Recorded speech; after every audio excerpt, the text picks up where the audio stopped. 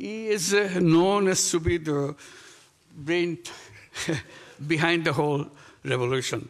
So he denies it repeatedly. বিশ্বমঞ্চে বাংলাদেশের ছাত্র বিপ্লবের মাস্টারমাইন্ড হিসেবে মাহফুজ আলমকে পরিচয় করিয়ে দিয়েছেন প্রধান উপদেষ্টা অধ্যাপক ডক্টর মোহাম্মদ ইউনূস।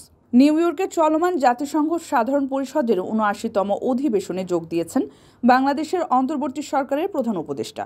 সেখানে গতকাল মঙ্গলবার ক্লিন্টন গ্লোবাল ইনিশিয়েটিভ লিডার্স স্টেজে বক্তব্য প্রদানের শেষ দিকে তিনি মাহফুজ এবং ২ সহকারী প্রেস সচিব সুচিস্মিতা তিথি এবং নাইম আলীকে ডেকে এনে পরিচয় করিয়ে দেন।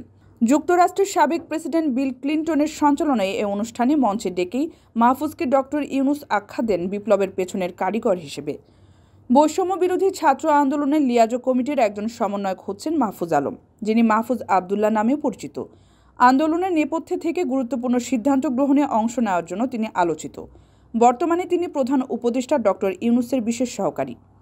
ডক্টর ইউনূস বিগত সরকার কিভাবে ছাত্র জনতার উপর গুলি চালিয়ে হত্যাকাণ্ড ঘটিয়েছে এবং সেই তাজা গুলির সামনে কিভাবে ছাত্ররা বুক পেতে দাঁড়িয়েছে সেই গল্প শোনান বিশ্ব নেতাদের।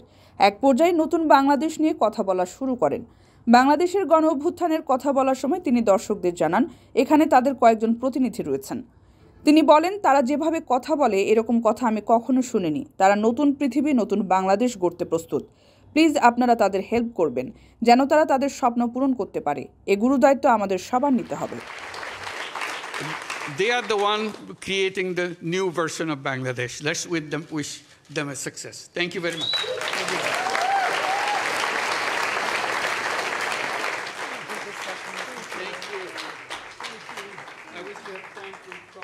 কারো কাছে স্বপ্ন পূরণ, কারো আনন্দের উপলক্ষ, আবার কারো জীবন পাল্টে দেওয়ার মুহূর্ত, কখনো জীবন বাঁচাতে সর্বোচ্চ গতিতে উড়ে চলা, কারো আবেগের শেষ মুহূর্ত, আপনজনের শেষ বিদায়ে শামিল হওয়া।